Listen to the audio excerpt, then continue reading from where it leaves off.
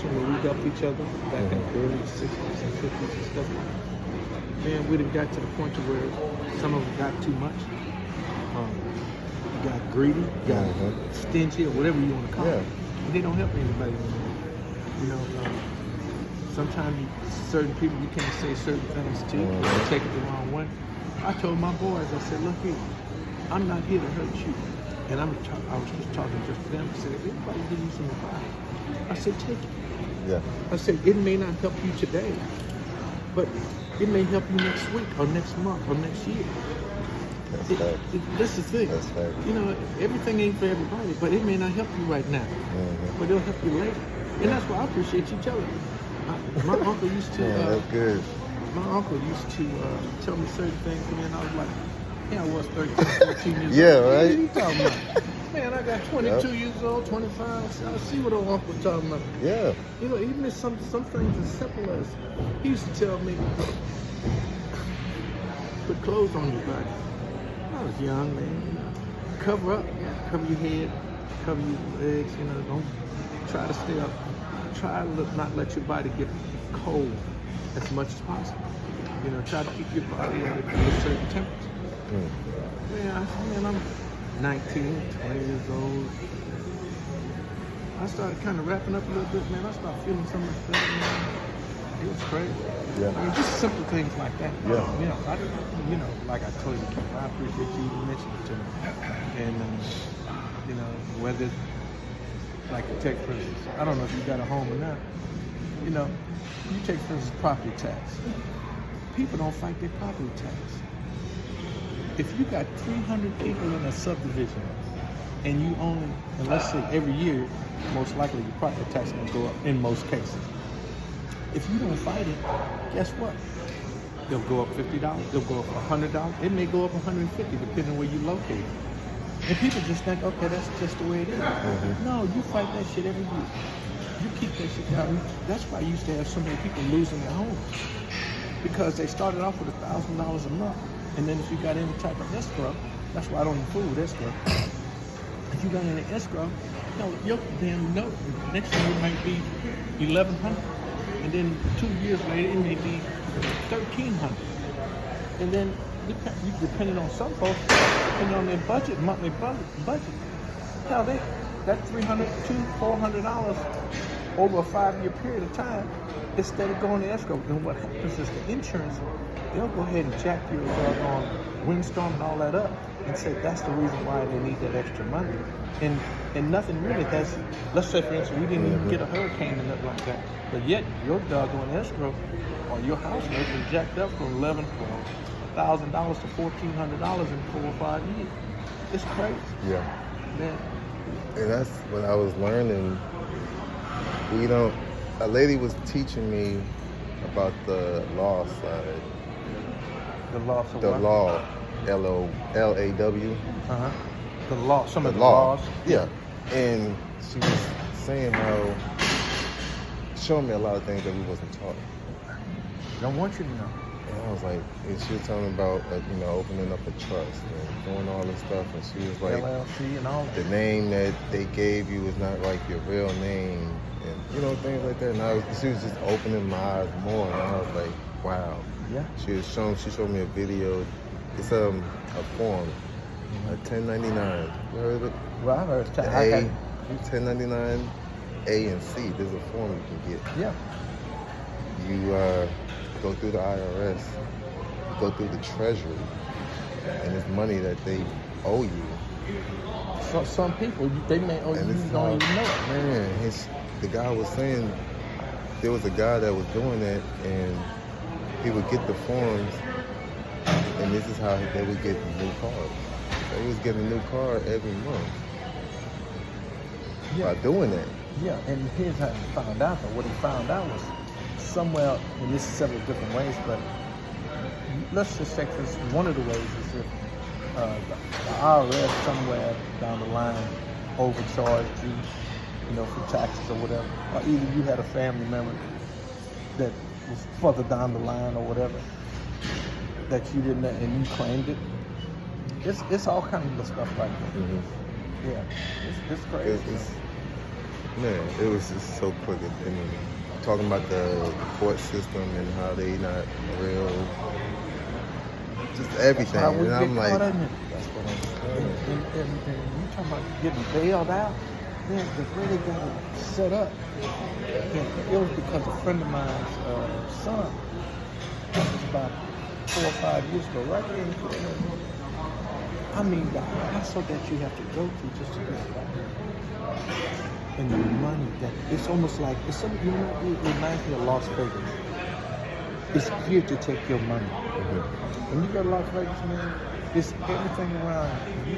Unless you just got plenty of money to throw away. Don't get me wrong, my son lives up there. And luckily, he's smart enough to won't get caught in my trap. You know, how many folks go up there and lose their doggone bundles and bundles of cash, you know, and they can't even make it back home.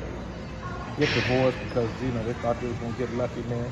And even if they did wind up getting a little bit of money, they felt like, okay, I won $3,000, I'm going to try my luck again and go right back until they take it. But anyway, make a long story short,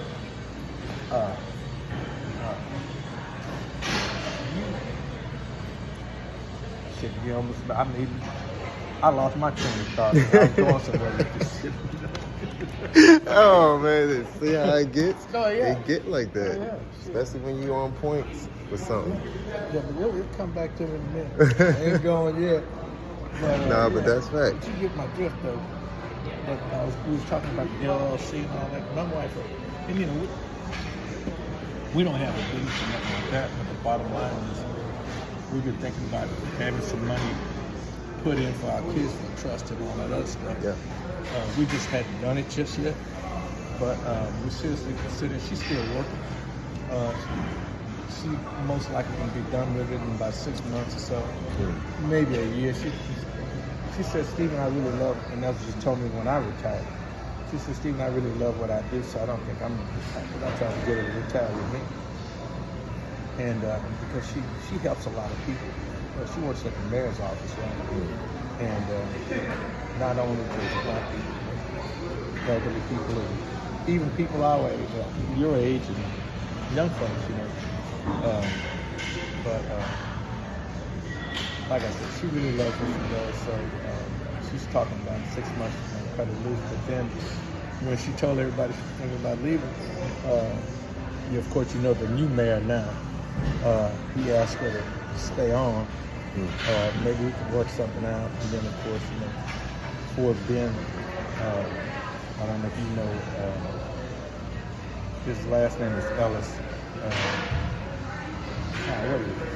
I want to say Tony Ellis, but it's not him. It's not Tony, but his last name is Ellis. Rodney Ellis, representative for Texas.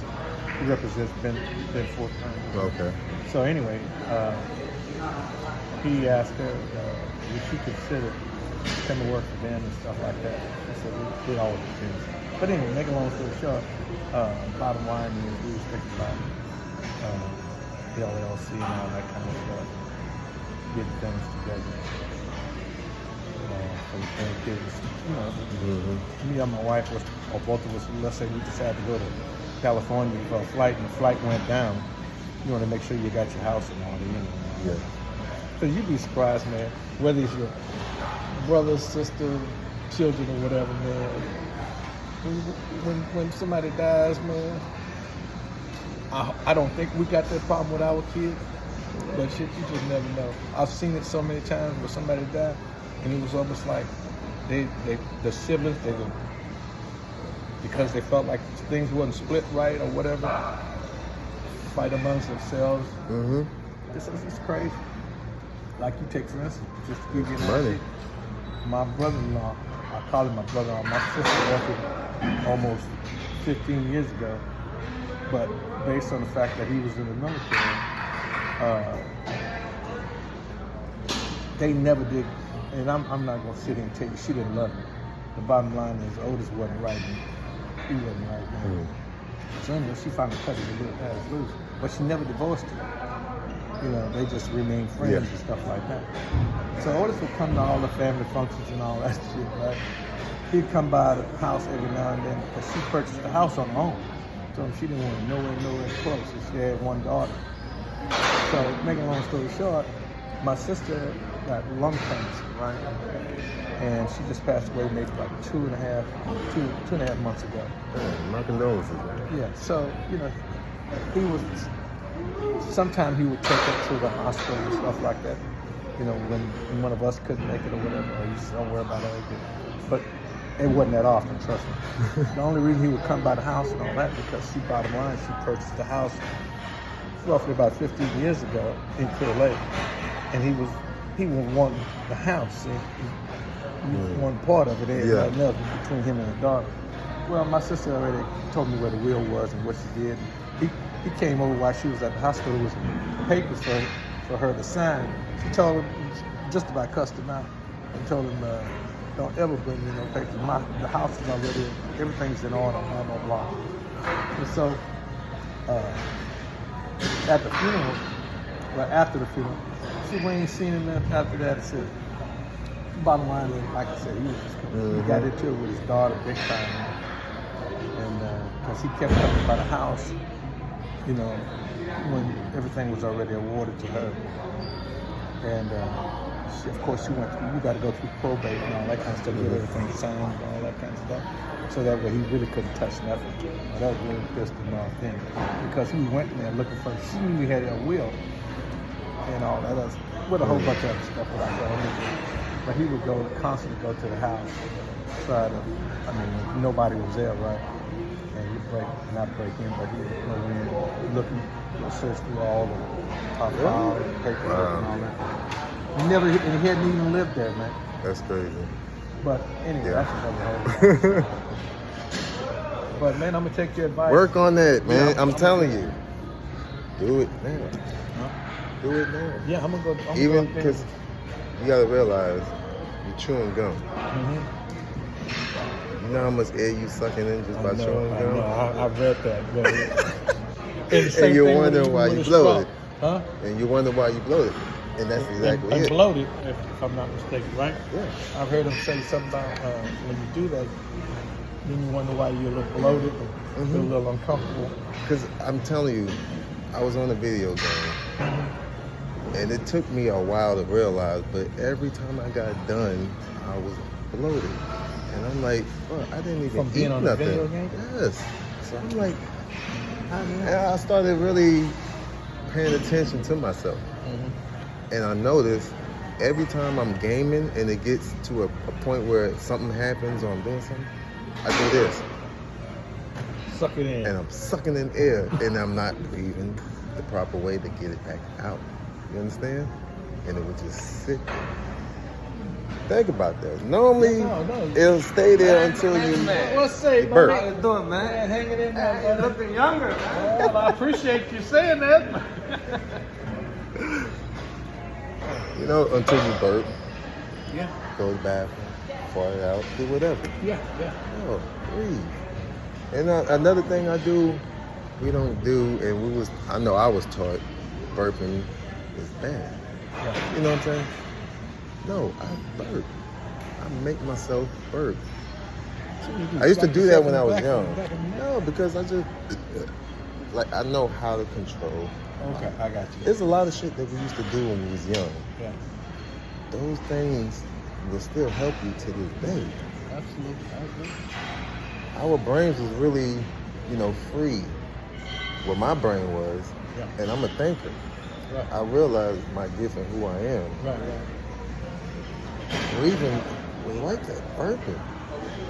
I would train my body. I would do shit when I was young just to see what I can do. Right. I didn't realize till now it pays off. What I was really doing. Man, I was really tapping into myself. Seriously. And when I try to explain things to people, that's how I explain. I visualize and I see. I close my eyes. I can see my body. It's a different ball game when you start doing this stuff. Close your eyes and start moving. Start using your sixth sense. That third eye. We don't use our third eye. But you can't see. You understand? Yeah, I'm gonna have to work on that. Seriously. Anything for this old body here. if you bend over right now, my guys, good to see you. Yes, sir. Have a blessed day. Yes, sir. You're welcome. If you bend over right now, you would just bend over. If you work on how to breathe, like I was telling you, try this. In the nose, breathe out the mouth. Stomach go in, you got room to move. Right. Have mobility. Right. Breathing the air out of your body will give you flow, so you can move. It's So when you as- hold your breath, is So when you I'm hurt bending down, yourself more. breathe out. Breathe out of your mouth. Right. Make sure your And stomach is then when I going come in. back, yeah. Utilize your hips. Bring it Like I in as told much you. as you can. We don't use our hips as men. Yeah. Why? Because we was raised thinking, oh, it looked gay. Yeah. Society did that. You know what I'm I saying? got you, And I they got you. stopped you from progressing. Right. We hurting ourselves. Right. Do that. Breathe in. Relax. Use your hips. Gotcha. It's so important. Exactly. This part right here. Uh-huh. All in the tailbone. You have that. Women have it all the time. You don't see no women walking around talking, I got a bad back. But they got some You know, big something to ass think about. titties Yeah. and That's what ass. hurts their back. But they can walk around like it's nothing. Yeah. We ain't got none of that shit, but our back hurting. I really started paying attention. I'm looking at women like, okay, I see how they move and they bending over the exercises that they do. That's as men we don't do. We don't flex our hips. And, you know what I'm saying? Move around. It's all about mobility. Yeah. You're right. Well, boss, I Yeah. appreciate that. I'm gonna get my butt up here and try to utilize some of that message there, buddy. Man, come here. Look, I appreciate you. Though. Let's get in there Yeah. with me. All right. Yes, sir. All right, Chief. We'll see You have you a blessed day. All right, man.